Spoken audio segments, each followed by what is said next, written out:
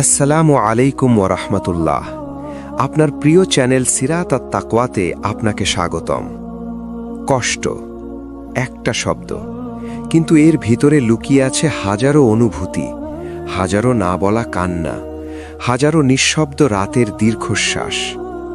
আপনি হয়তো এখন কষ্টে আছেন, হয়তো কেউ আপনাকে বুঝছে না, হয়তো আপনি অনেক চেষ্টা করেও ব্যর্থ হচ্ছেন, হয়তো আপনি এমন একটা পরিস্থিতির মধ্যে আছেন যেখান থেকে বের হওয়ার পথই খুঁজে পাচ্ছেন না। কিন্তু আজকের এই কথাগুলো আপনার হৃদয়কে নাড়া দিবে ইনশাআল্লাহ। আল্লাহ সুবহানাহু ওয়া তাআলা কোরআনে বলেন, নিশ্চয়ই কষ্টের সাথেই স্বস্তি রয়েছে। সূরা আশ-শারহ 6। একটু চিন্তা করুন, আল্লাহ এখানে বলেননি কষ্টের পরে স্বস্তি আছে, তিনি বলেছেন কষ্টের সাথেই স্বস্তি আছে। মানে কি? মানে হলো, আপনি যখন কষ্টে আছেন তখনই আল্লাহ আপনার জন্য কোথাও না কোথাও সহজ পথ তৈরি করে রাখছেন। আপনি হয়তো এখনও সেটা দেখতে পাচ্ছেন না। আপনি হয়তো ভাবছেন, আমি এত দোয়া করছি, আল্লাহ কেন আমার দোয়া কবুল করছেন না? কিন্তু রাসূলুল্লাহ সাল্লাল্লাহু আলাইহি ওয়াসাল্লাম বলেছেন, মুমিনের কোনো দুঃখ, কষ্ট, চিন্তা, এমনকি একটি কাঁটা বিঁধলেও আল্লাহ তার গুনাহ মাফ করে দেন। সহিহ বুখারী। সুবহানাল্লাহ। আপনার প্রতিটা কষ্ট, প্রতিটা অশ্রু, প্রতিটা ব্যর্থতা, সব কিছুই আপনার জন্য জান্নাতের রাস্তা তৈরি করছে। আপনি কি জানেন, আমরা যখন কষ্টে থাকি তখন আমরা আল্লাহ সবচেয়ে কাছে থাকি। কারণ তখন আমাদের হৃদয় ভেঙে যায়, আর ভাঙা হৃদয় নিয়েই মানুষ সবচেয়ে বেশি আল্লাহকে ডাকে। তখন দোয়া হয় গভীর, তখন চোখের পানি হয় সত্যিকারের। আল্লাহ বলেন, তোমরা আমাকে ডাকো, আমি সাড়া দিব। সূরা গাফির 60। আপনি কি সত্যিই ডেকেছেন? আপনি কি একান্তভাবে রাতের অন্ধকারে একা একা আল্লাহকে বলেছেন, ইয়া আল্লাহ, আমি আর পারছি না? যদি বলে থাকেন তাহলে নিশ্চিত থাকুন আল্লাহ শুনেছেন। হয়তো আপনি এখনও উত্তর দেখছেন না, কিন্তু আল্লাহ কাজ শুরু করে দিয়েছেন। মনে রাখবেন, আল্লাহ কখনো দেরি করেন না, তিনি সঠিক সময় দেন। যে সময়টা আপনি বুঝতে পারবেন, হ্যাঁ, এই সময়টাই ছিল আমার জন্য সবচেয়ে ভালো। আজ আপনি যেই কষ্টের মধ্যে আছেন, হয়তো সেটাই আপনাকে এমন একটা জায়গায় নিয়ে যাবে যেখানে আপনি আগে কখনো পৌঁছাতে পারতেন না। কষ্ট আমাদের ভাঙে, আর সেই ভাঙা থেকেই আমরা নতুন করে গড়ে উঠি। যেমন সোনা আগুনে পুড়ে বিশুদ্ধ হয়, তেমনি একজন মুমিন কষ্টের মাধ্যমে পরিশুদ্ধ হয়। রাসূলুল্লাহ সাল্লাল্লাহু আলাইহি ওয়াসাল্লাম বলেছেন, যাকে আল্লাহ ভালোবাসেন তাকে তিনি পরীক্ষা করেন। তিরমিজি। তাহলে আজ যদি আপনি কষ্টে থাকেন, হয়তো এটা আপনার জন্য আল্লাহর ভালোবাসার প্রমাণ।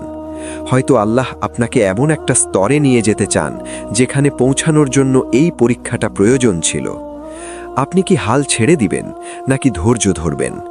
ধৈর্য, এটা শুধু একটা শব্দ না, এটা একটা ইবাদত। আল্লাহ বলেন, নিশ্চয়ই ধৈর্যশীলদের সাথে আল্লাহ আছেন। সূরা বাকারা 153। ভাবুন, আপনি যখন ধৈর্য ধরছেন তখন আল্লাহ আপনার সাথে আছেন।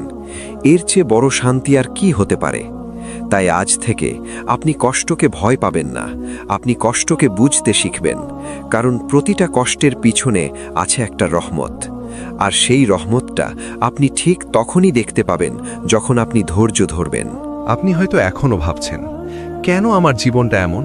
আমি তো কারো ক্ষতি করি না, তাহলে আমার সাথেই কেন এত কষ্ট? এই প্রশ্নগুলো খুব স্বাভাবিক, কারণ আমরা মানুষ, আমরা কষ্ট বুঝি, কিন্তু কষ্টের পেছনের হিকমা সবসময় বুঝতে পারি না। কিন্তু আজ আমরা চেষ্টা করব এই কষ্টের পেছনের কিছু রহস্য বুঝতে। আল্লাহ সুবহানাহু ওয়া তাআলা কোরআনে বলেন, আমি অবশ্যই তোমাদেরকে কিছু ভয়, ক্ষুধা, সম্পদের ক্ষতি, জীবন ও ফল ফসলের ক্ষতির মাধ্যমে পরীক্ষা করব, আর ধৈর্যশীলদেরকে সুসংবাদ দাও। সূরা বাকারা 155। খেয়াল করুন, আল্লাহ নিজেই বলছেন, এই কষ্টগুলো হঠাৎ করে আসেনি, এগুলো হলো পরীক্ষা। মানে কি? মানে হলো, আপনার জীবনের প্রতিটা কঠিন মুহূর্ত আসলে একটা পরীক্ষা। একটা পরীক্ষা আপনার ঈমানের, একটা পরীক্ষা আপনার ধৈর্যের, একটা পরীক্ষা আপনার আল্লাহর উপর ভরসার। কিন্তু প্রশ্ন হলো, আল্লাহ কেন পরীক্ষা নেন? আল্লাহ তো সব জানেন, তাহলে কেন? উত্তরটা খুব সুন্দর। এই পরীক্ষা আপনার জন্য নয়, এই পরীক্ষা আপনার ভিতরের আসল মানুষটাকে বের করার জন্য। আপনি নিজেও হয়তো জানতেন না আপনি কতটা শক্তিশালী, আপনি কতটা ধৈর্য ধরতে পারেন, আপনি কতটা আল্লাহর ওপর ভরসা করতে পারেন। এই পরীক্ষাগুলোই আপনাকে সেটা বুঝিয়ে দেয়। আরেকটা বড় কারণ হলো আমাদের গুনাহ। আমরা প্রতিদিন কত গুনাহ করি, চোখ দিয়ে, মুখ দিয়ে, চিন্তায়, কাজে। কিন্তু আল্লাহ চান না আমরা গুনাহ নিয়ে আখিরাতে যাই।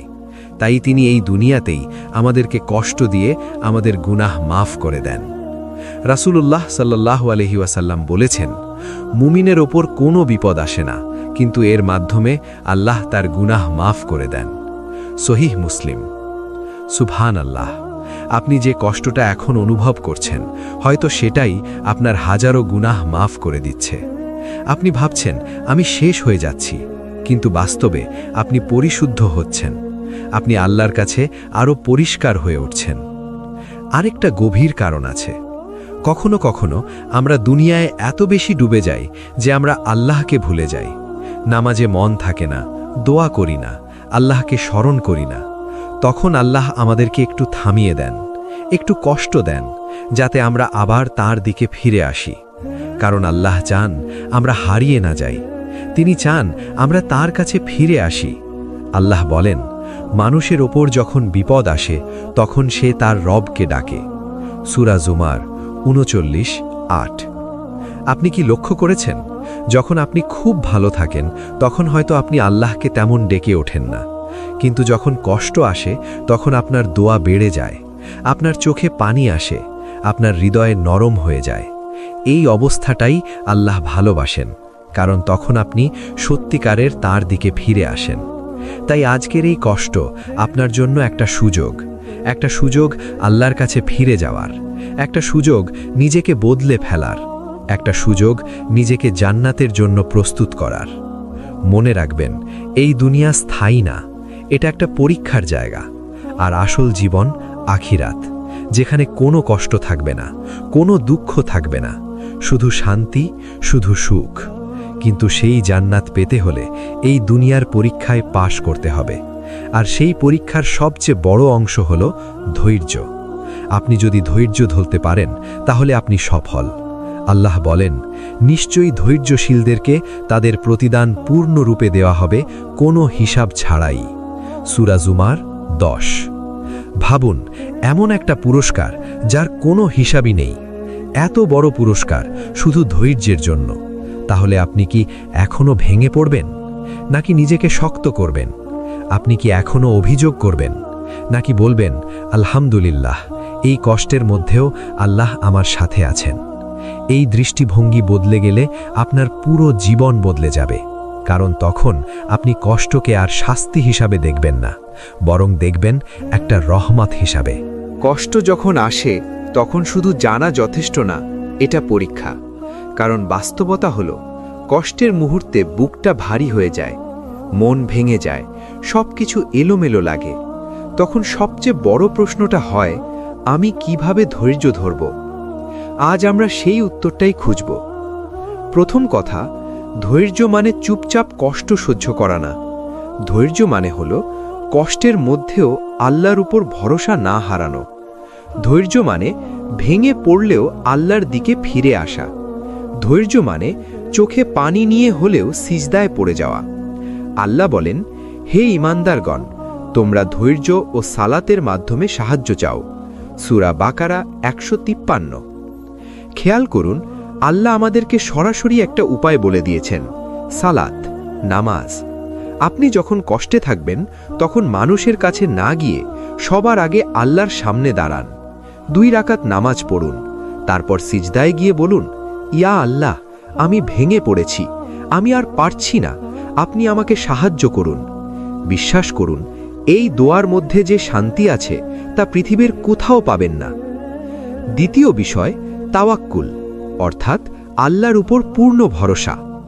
অনেক সময় আমরা দোয়া করি কিন্তু ভিতরে ভিতরে ভয় পাই, হবে তো?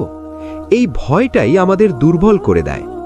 আল্লাহ বলেন, যে ব্যক্তি আল্লাহর উপর ভরসা করে তিনি তার জন্য যথেষ্ট। সূরা তালাক 3। মানে আপনার পাশে কেউ না থাকলেও সমস্যা নেই, আল্লাহ থাকলেই যথেষ্ট। আপনার পরিকল্পনা ব্যর্থ হলেও সমস্যা নেই, আল্লাহর পরিকল্পনা কখনো ব্যর্থ হয় না। তাই যখন কষ্ট আসবে নিজেকে বলুন, আমি একা না, আল্লাহ আমার সাথে আছেন। তৃতীয় বিষয়, দোয়া কখনো ছেড়ে দিবেন না। অনেকেই কষ্টে পড়ে দোয়া করা বন্ধ করে দেয়, কারণ তারা ভাবে এত দোয়া করলাম কিছুই তো হলো না। কিন্তু আপনি কি জানেন, দোয়া কখনোই বৃথা যায় না। রাসূলুল্লাহ সাল্লাল্লাহু আলাইহি সাল্লাম বলেছেন, বান্দার দোয়া 3 ভাবে কবুল হয়। 1, সে যা চেয়েছে তা পায়। 2, তার জন্য আখিরাতে সঞ্চয় করে রাখা হয়। 3, তার কোনো বিপদ দূর করে দেওয়া হয়। মুসনাদ আহমদ। সুবহানাল্লাহ। মানে আপনি হারছেন না, আপনি জিতছেন, শুধু আপনি সেটা এখনো দেখতে পাচ্ছেন না। তাই দোয়া চালিয়ে যান, কান্না চালিয়ে যান, আল্লাহকে ডাকতে থাকুন। চতুর্থ বিষয়, নিজেকে নেগেটিভ চিন্তা থেকে বাঁচান। শয়তান ঠিক তখনই আক্রমণ করে যখন আপনি দুর্বল থাকেন।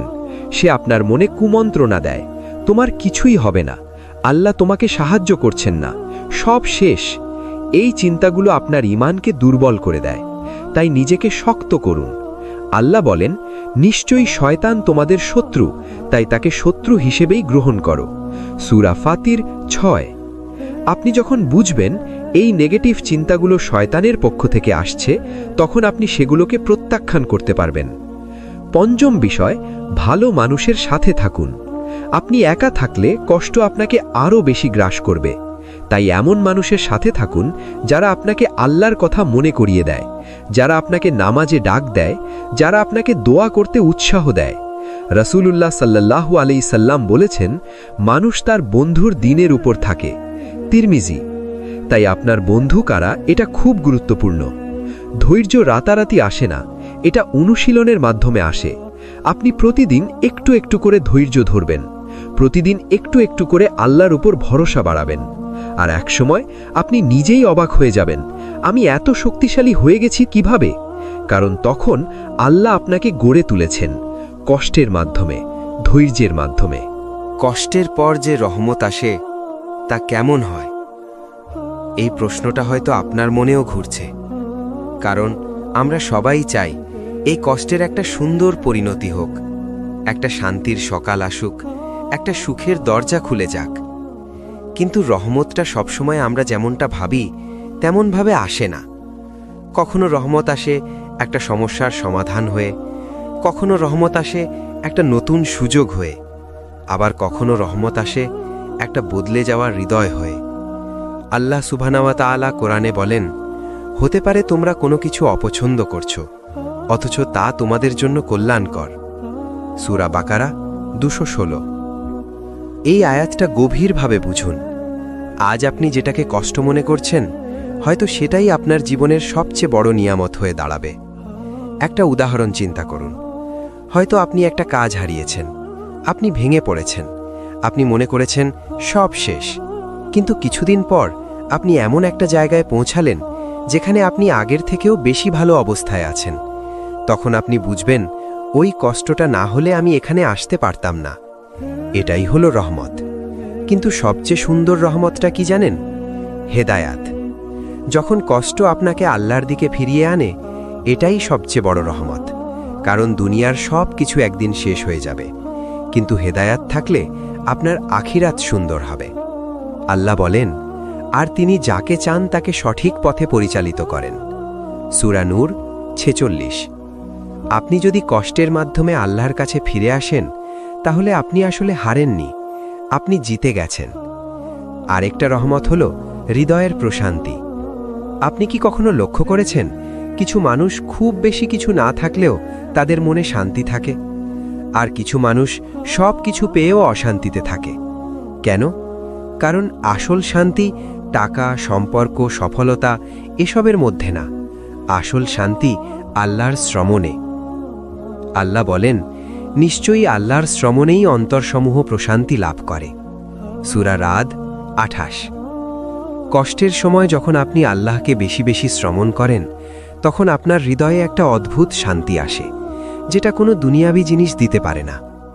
আরেকটা গুরুত্বপূর্ণ রহমত হলো আপনার দোয়ার কবুল হওয়া।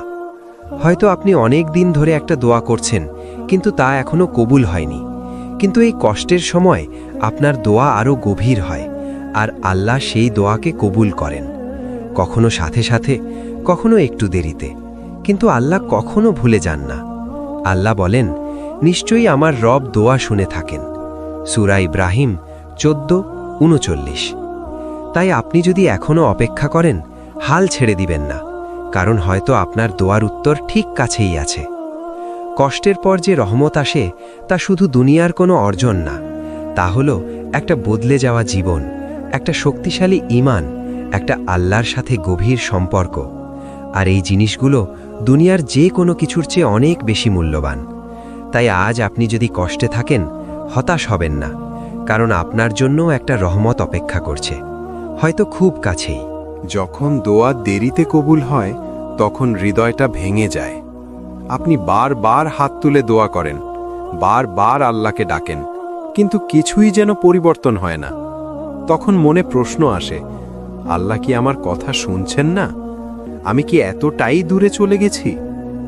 এই অনুভূতিটা খুব কঠিন, খুব গভীর। কিন্তু আজ আপনি এমন কিছু সত্য জানবেন যা আপনার দৃষ্টিভঙ্গি বদলে দিবে ইনশাআল্লাহ। প্রথম কথা, আল্লাহ কখনো আপনার দোয়া শুনতে ব্যর্থ হন না। আল্লাহ বলেন, আমি তো আহ্বানকারীর আহ্বানে সাড়া দেই যখন সে আমাকে ডাকে।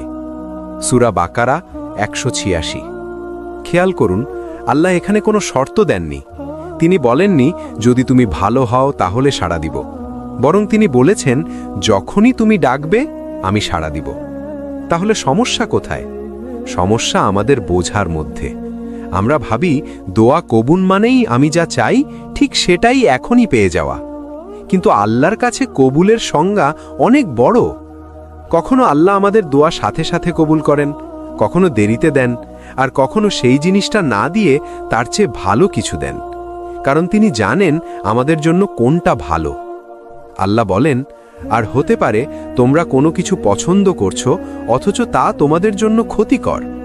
সূরা বাকারা 216। আপনি হয়তো এমন কিছু চাইছেন যেটা পেলে আপনার ক্ষতি হতো, কিন্তু আপনি জানেন না, তাই আল্লাহ সেটা দেননি। এটা কি আপনার জন্য খারাপ? না, এটা তো আপনার জন্য রহমত। দ্বিতীয় কথা, দেরি মানে প্রত্যাখ্যান না। আমরা খুব তাড়াহুড়ো করি, আমরা চাই আজ দোয়া করব কালই ফল পাব, কিন্তু আল্লাহর পরিকল্পনা আমাদের সময়ের মতো না। তিনি সবকিছু ঠিক সময় দেন। রাসূলুল্লাহ সাল্লাল্লাহু আলাইহি ওয়াসাল্লাম বলেছেন, বান্দার দোয়া কবুল হতে থাকে যতক্ষণ না সে তাড়াহুড়ো করে বলে আমি দোয়া করলাম কিন্তু কবুল হলো না। সহিহ বুখারী 6340। এই হাদিসটা খুব গুরুত্বপূর্ণ। আপনি যদি তাড়াহুড়ো করেন, হতাশ হয়ে দোয়া ছেড়ে দেন, তাহলেই আপনি হারবেন। তাই অপেক্ষা করুন, বিশ্বাস রাখুন। তৃতীয় কথা, আল্লাহ আপনার ধৈর্য পরীক্ষা করছেন। এই দেরিটা আসলে একটা পরীক্ষা। আপনি কি দোয়া চালিয়ে যাবেন নাকি হাল ছেড়ে দিবেন? আপনি কি আল্লাহর উপর ভরসা রাখবেন নাকি সন্দেহ করবেন? এই পরীক্ষায় যারা টিকে থাকে তাদের জন্য আছে বিশাল পুরস্কার। আল্লাহ বলেন, আর যারা ধৈর্য ধরে আমি অবশ্যই তাদেরকে উত্তম প্রতিদান দিব।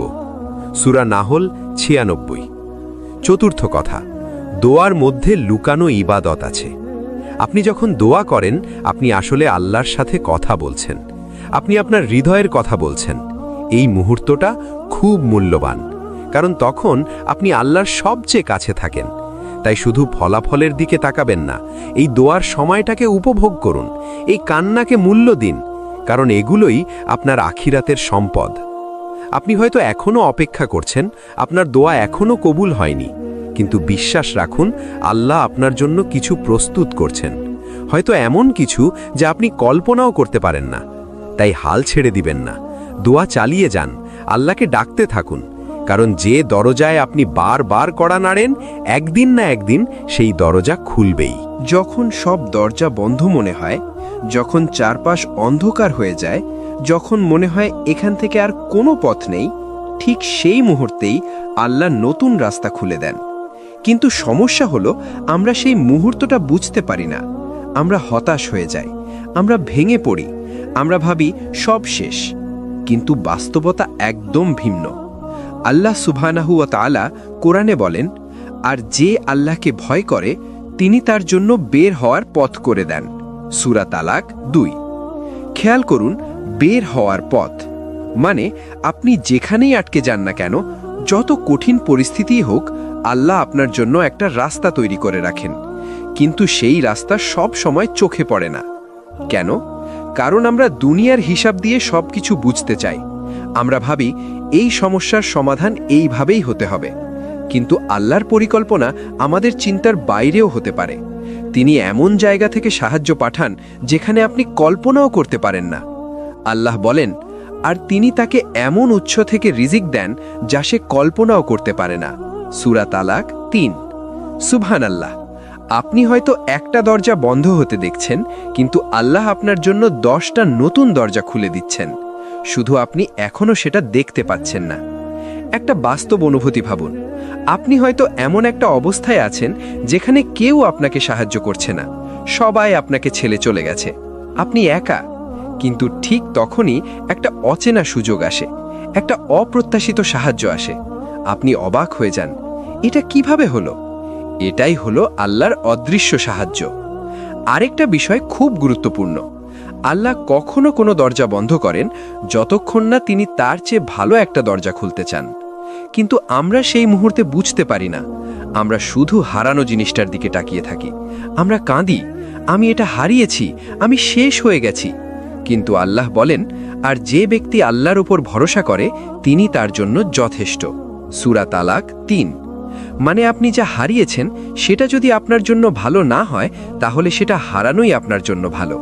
আর যা আসছে সেটা আপনার জন্য আরও ভালো, কিন্তু তার জন্য দরকার ভরসা।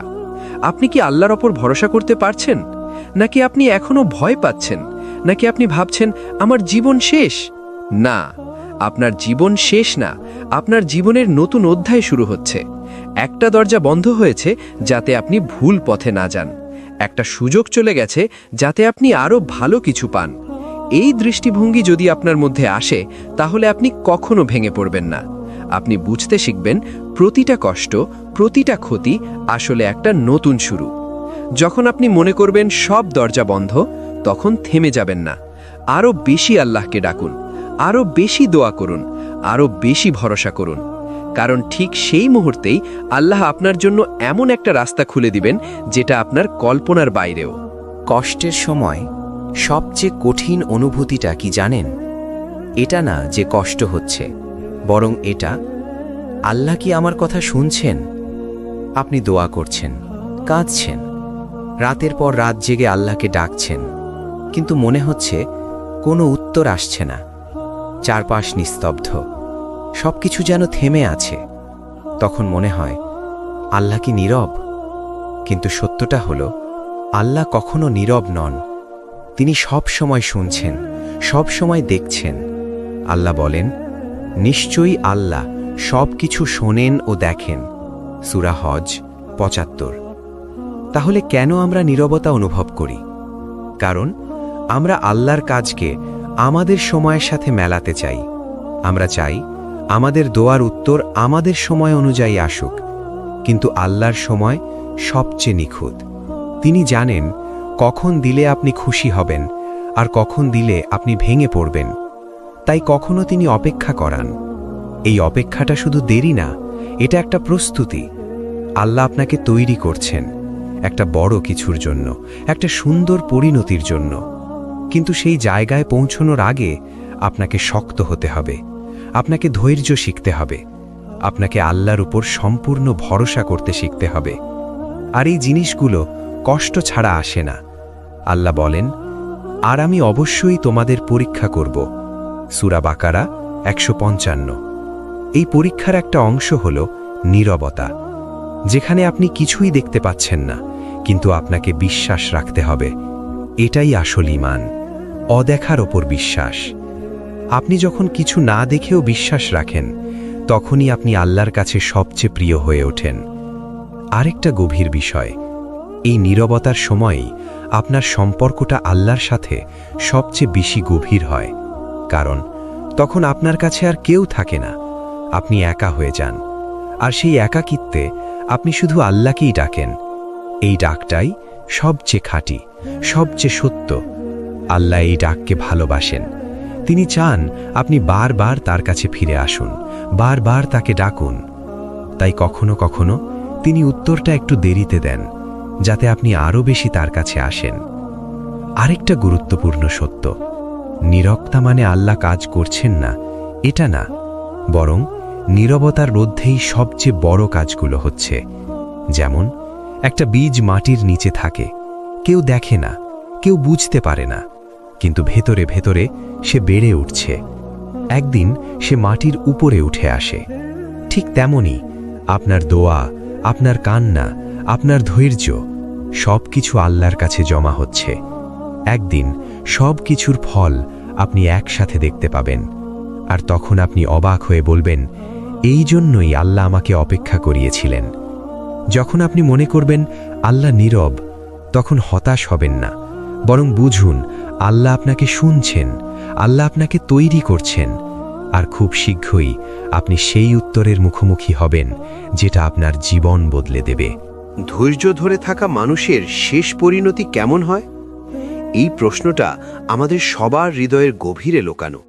কারণ আমরা সবাই কষ্ট সহ্য করি, আমরা সবাই অপেক্ষা করি, কিন্তু শেষটা কেমন হবে সেটা জানার জন্য আমাদের মন অস্থির হয়ে থাকে। আজ আমরা সেই সুন্দর পরিণতির কথা জানব যা আল্লাহ নিজেই আমাদেরকে প্রতিশ্রুতি দিয়েছেন। আল্লাহ সুবহানাহু ওয়া তাআলা কুরআনে বলেন, নিশ্চয়ই ধৈর্যশীলদেরকে তাদের প্রতিদান পূর্ণরূপে দেয়া হবে, কোনো হিসাব ছাড়াই। সূরা জুমার 10। ভাবুন, এই দুনিয়ায় আমরা যা কিছু করি সবকিছুর একটা নির্দিষ্ট হিসাব আছে, কিন্তু ধৈর্যের প্রতিদান কোনো হিসাবই নেই। মানে আল্লাহ নিজেই জানেন আপনাকে কতটা দেবেন। এটা কত বড় সম্মান! আপনি হয়তো দুনিয়াতে কষ্ট পেয়েছেন, মানুষের কাছে অবহেলা পেয়েছেন, আপনার মূল্য কেউ দেয়নি, কিন্তু আল্লাহ আপনাকে এমন একটা পুরস্কার দেবেন যেটা সব কিছুকে ভুলিয়ে দেবে। আর সেই পুরস্কারের সবচেয়ে বড় অংশ জান্নাত। আল্লাহ বলেন, আর যারা ধৈর্য ধরেছে তাদেরকে জান্নাতে প্রবেশ করানো হবে। সূরা রাদ 24। জান্নাত, যেখানে কোনো কষ্ট নেই, কোনো কান্না নেই, কোনো ভয় নেই, শুধু শান্তি, শুধু সুখ। আপনি কি কখনো ভেবেছেন এই দুনিয়ার কয়েকটা বছরের কষ্ট আর তার বিনিময়ে অনন্তকালের সুখ, এটা কি লাভ না? রাসূলুল্লাহ সাল্লাল্লাহু আলাইহি ওয়াসাল্লাম বলেছেন, কিয়ামতের দিন সবচেয়ে বেশি কষ্ট পাওয়া মানুষকে একবার জান্নাতে ডোবানো হবে।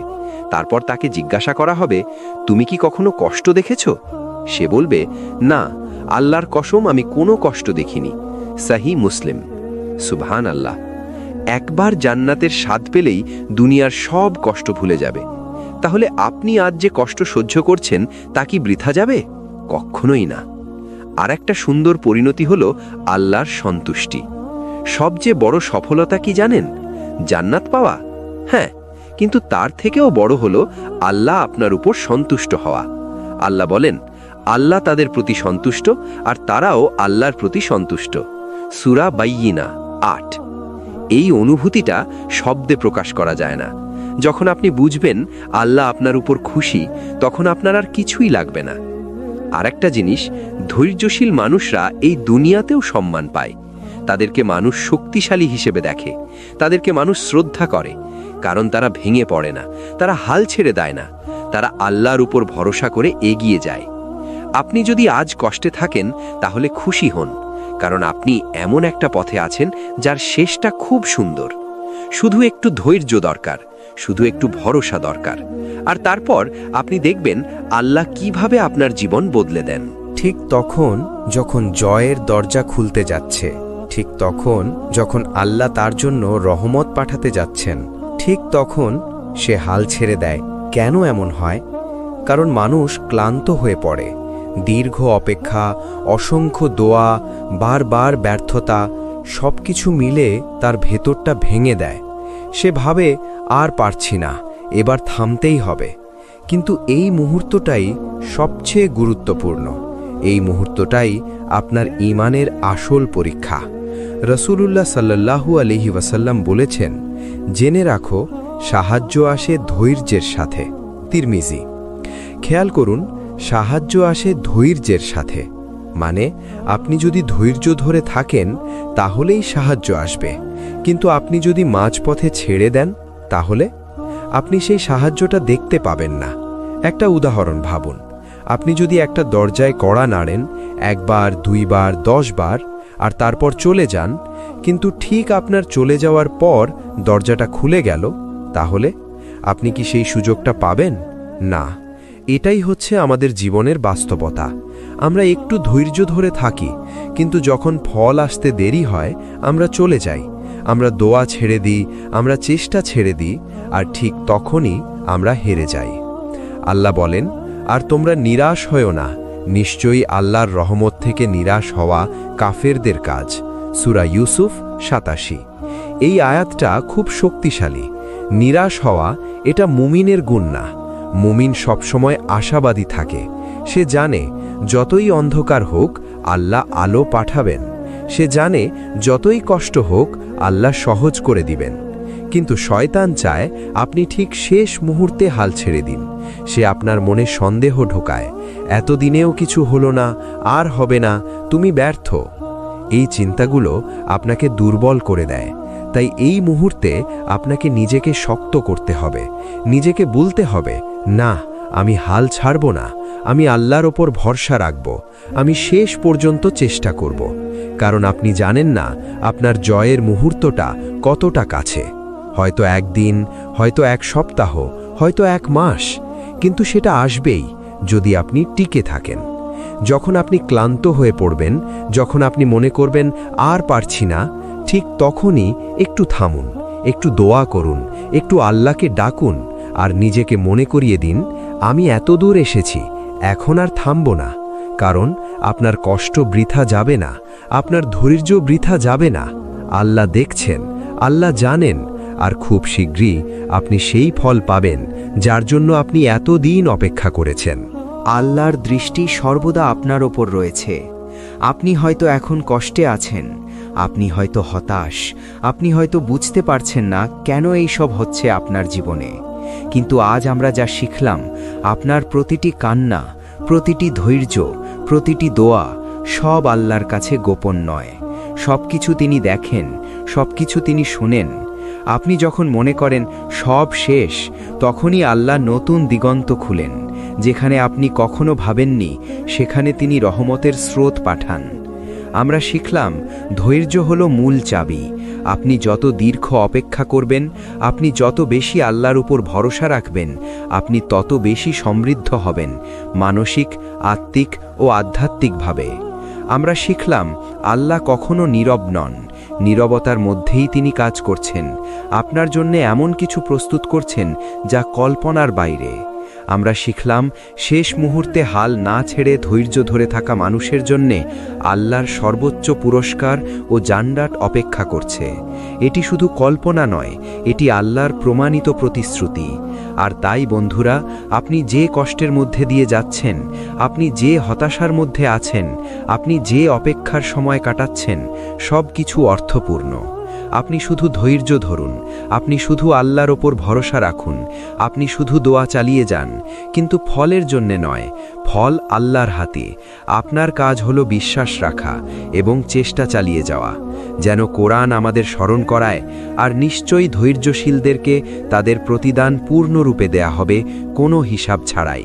সূরা জুমার 10। বন্ধুরা, মনে রাখবেন, আপনি যতই হতাশ হন না কেন, আল্লাহ আপনার পাশে আছেন। আপনি যতই একা মনে করেন না কেন, আল্লাহ আপনার সাথে আছেন। আপনি যতই অপেক্ষা করেন না কেন, আল্লাহ সময় মতো আপনার জন্য রহমত পাঠাবেন। আজকের এই যাত্রা এখানেই শেষ হচ্ছে, কিন্তু আপনার জীবনের কষ্ট, ধৈর্য এবং আল্লাহর রহমতের গল্প চলতেই থাকবে। আপনি শুধু আল্লাহর দিকে তাকিয়ে থাকুন। সিরাত আত তাকওয়া চ্যানেল থেকে এই বার্তা, আপনার জীবনে আল্লাহর রহমত কখনো শেষ হয় না। আপনি শুধু বিশ্বাস রাখুন, ধৈর্য ধরুন এবং আল্লাহর দিকে ফিরে আসতে থাকুন। সালাম ও দোয়া লইল আপনাদের জন্যে। আল্লাহ হাফেজ।